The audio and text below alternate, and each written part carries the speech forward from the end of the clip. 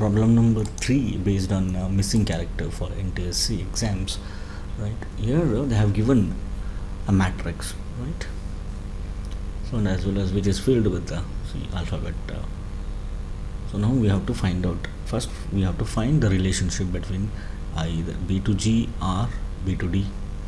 Then the same can be applicable for other columns or rows.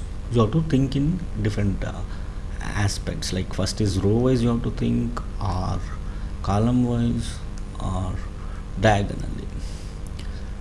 Okay, now let me start with the column wise.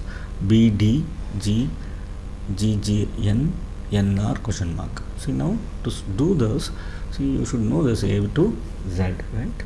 So it is better you write down and just check out. So that B to D, the relation between B to D, see here. So B to D, this is going to be +1, right? So then D to G, 1, 2, so that is +2 here. This is going to be +1 and this is going to be +2. Now G to J, let us check. G to J, that is 1, 2, 3, third one, that is +2 again. So this should be +3 because we are increasing. Here also it should increase. +3 should come. J to N, let us check out. 1, 2, 3.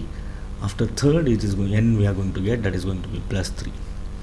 Now this must be +3 only. Let us check here. Into R, 1, 2, 3, +3. We will get R. So this should be +4.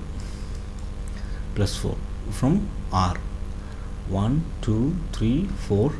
This one, fifth one, that's what W is the answer.